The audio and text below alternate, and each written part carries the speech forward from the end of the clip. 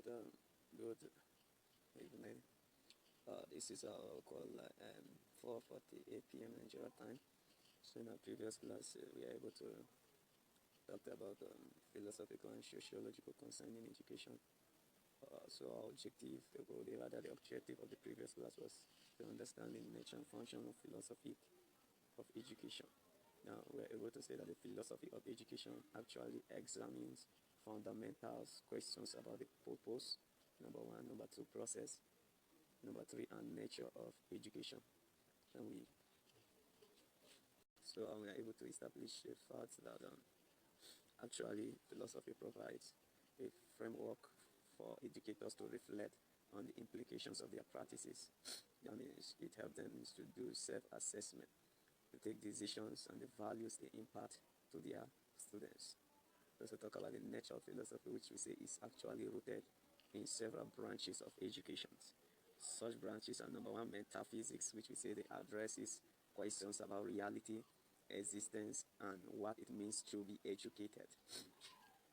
And then we say, for instance, consider how metaphysical beliefs about human nature, e.g., let's look at are humans inherently rational or social beings? Actually, metaphysics can actually influence educational practices such as collaborative versus individual learning environment. So the second nature branch of philosophy in education we say is epistemology, which we say actually these people relate to the nature of knowledge and belief, what constitutes knowledge, how it is acquired, and how it relates to educational objective. An example could be the difference between traditional memorization approaches and constructivism views that actually emphasize exploration and discovering as vital to knowledge acquisition. The third branches of the nature of philosophy in education is axiology. It says in the axiology, these branches actually evaluate values and ethics in education, right? It actually promotes educators to reflect on what values should be prioritized. Can you see in the educational system? For instance, the conflict between traditional moral education and progressive curricular approaches that actually emphasize social justice can showcase how axiological consideration influence curricular design. So that is all about axiology. So we have three nature of philosophy of education branches. Number one, I would say is we have the metaphysics. Number two, the epistemology. Number three, the axiology. So those are the three nature. So those are the three branches of the nature of philosophy in education. So we're going to look at the function of philosophy of education. Now the philosophy of education serves multiple purposes. Number one is guiding principle. It actually form a framework that guide educators in decision making. For example, an educator who subscribes to pragmatism might prioritize experiential learning. You know, pragmatisms, they are school of thoughts that actually believe in solving real-world problems. That solves real-world. So that is the number one. Remember, I talked about that the function of the philosophy of education is serve as a guiding principle that actually provide a framework guide for educators in decision making. For example, an educator who subscribe to pragmatism. Pragmatism, as I say, there are people school of thought that believe that students have to solve real-world problems. So in this pragmatism, they might prioritize experiential learning to prepare students for real-world problem solving. Right. So we have another functions of philosophy of education, which is critical reflection, which has to do with engaging philosophical questions, which encourage educators to reflect on their beliefs and practices. This might involve questioning the rules and extent of standardized testing in assessing students' learning. Another function is curricular design. Philosophy actually informs the creation of curricula that align with educational goals and value. A curriculum focused on critical pedagogy might include social issues to foster critical thinking and promote agency among students. So philosophy actually help in curricular design or building. So today we are going to be discussing on the objective 2 of this course, EMF 400. Objective 2 has to do with logical analysis, interpretation, and synthesis of concepts. So in this objective, we're going to emphasize the development of critical thinking skills, which are essential for dissecting educational phenomena. Now, students are expected to engage with various educational theories and synthesize this information meaningfully. So let's dive into the logical analysis in education. So logical analysis involves scrutinizing arguments and evaluating their validity. The ability to scrutinize arguments and evaluate their validity. For example, when educators assess policy proposal to implement new curricula, they must actually evaluate the reasoning behind the policy belief, including evidence supporting the effectiveness, are you getting it, of a new teaching methodology. So let's take a case study example. Let's say analyzing the philosophical claims made by proponents of standardized testing can actually help students identify underlying assumptions about intelligence, assessment, validity, and educational equity.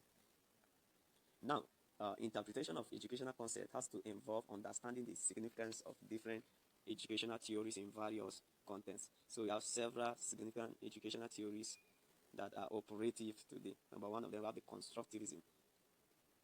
And these people were meant to understood that the way they look at learners, they look at them in such a way that they can construct knowledge through experience. So they believe learners can actually construct knowledge through experience. Now, by interpreting constructivist principles, educators can develop strategy. Are you saying that foster collaborative and inquiring-based learning, which leads students to build their understanding through the means of interaction. Now, the number two, several significant educational theories that are operative today is social learning theory. This theory has to posit that learning occurs through observing others. That means when you observe others, you learn. Social learning theory. Understanding its implication, teachers can actually integrate role models, and peer interaction in educational settings to enhance learning outcomes. Now, synthesis of information. What is synthesis of information? Now, synthesis of information entails combining different ideas and concepts to form cohesive educational purpose. You combine different ideas and concepts. Combine different ideas and concepts to form cohesive educational perspective. For example, let's say consider the synthesis.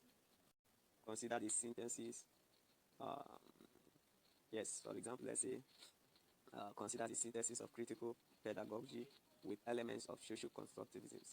Now, educators can actually create inclusive curricula that emphasize both cultural relevance and knowledge construction through collaborative approach, addressing what diverse learning need. Thus, can you see the ability to analyze, interpret, and synthesize information is crucial for educators aiming to understand complexities within various educational institutional practice.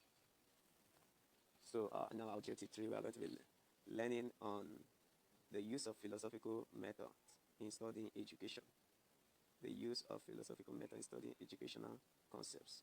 Now, data philosophical methods, they actually provide a rigorous approach because we are trying to look at the use of philosophical methods in studying educational data philosophy. All right, so what are those? How are you going to use philosophical method in studying educational data? Now, the philosophical method one, which it has to do with critical examination. Critical examination requires you questioning assumption. Are you getting it? You question assumption and explore underlying meaning. You question assumption and explore underlying meanings. For example, let's say educators can critically analyze educational research findings, looking for biases, funding sources, or socio-political contents that could influence outcomes. Are you seeing? Number two, the use of philosophical method in studying educational data. We also have that is a dialectic method. This method involves engaging in a dialogue to explore different viewpoints. You engage in a dialogue with people to explore different viewpoints. An example is a classroom discussion where students explore multiple historical perspectives on civil rights, let's say civil rights, allowing them to understand the evolution of social justice concept over time. Then the third one is phenomenology. Phenomenology. From the phenomenon, we have phenomenology. This approach focuses on life experience. That means educators can use phenomenological methods to gather qualitative data on how, remember they gather qualitative data on how students perceive their educational experience, leading to insight into student engagement and challenges faced within the classroom setting or environment. So now we're going to look at application to educational research. Now, by applying these philosophical methods such as the phenomenology, the dialectic method, and the critical examination method, we can now apply it by applying this philosophical method. educators can actually develop, or we can develop a more understanding of, the impact of school discipline policy. That means educators can actually study the impact of school discipline policy, which might be done to combine through data analysis with critical examinations of some moral consequences, getting and broader societal implication, leading to more compassionate and informed policy. Number two, application of this use of philosophical method is qualitative studies, which has to involve interview with students. Remember dialectic method, which you can see you can use it under the qualitative study, which involve interview with students about their experience, which can actually result or lead to rich insight into educational effectiveness, actually enhancing our curriculum and teaching practices. So, in summary, philosophical method broaden the analytical lens or lenses educators can use to actually assess educational data comprehensively. So, the next objective in this course, we are going to look at some of these critical appraisals of contribution made by prominent educational thinkers. Yes, some critical appraisals of contribution made by prominent educational thinkers. So, um, in this objective, what we'll be actually doing is to encourage students to evaluate or to check the work of influential educational philosophers and theorists critically. The ability to sit down and evaluate using uh, their logical reasoning senses or mental reasoning ability in order to what choose which of these um, educational thinkers we can actually use in order to achieve an effective education in Africa and the world at large.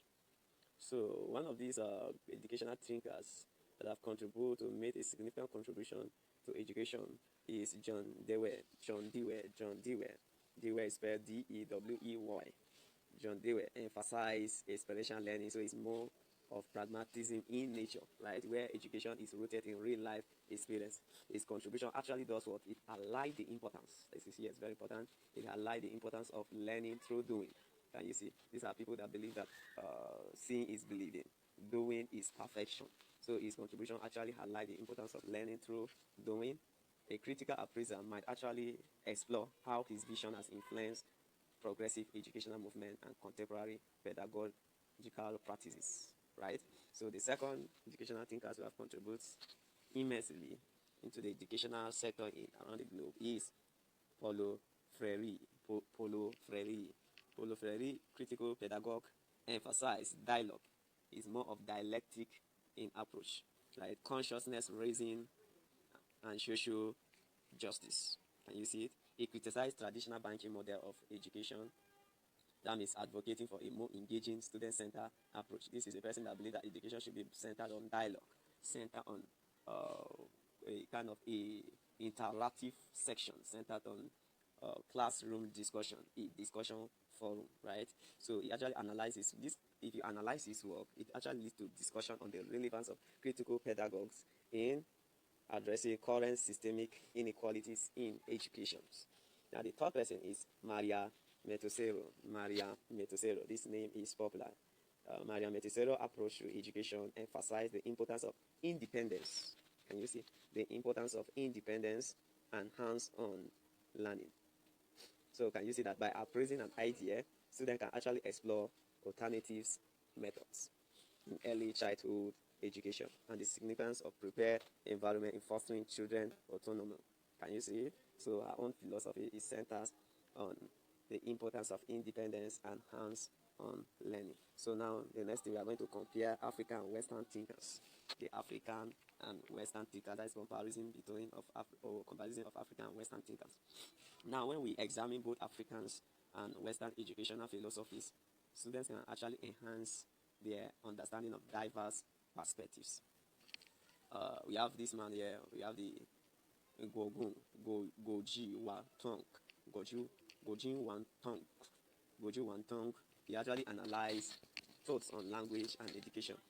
His thoughts on language, his thoughts can actually lead to discussion about the roles of indigenous language, the roles of indigenous language in educational settings. That is particularly in reclaiming cultural identity and promoting authentic learning experience. That is Goji Watong.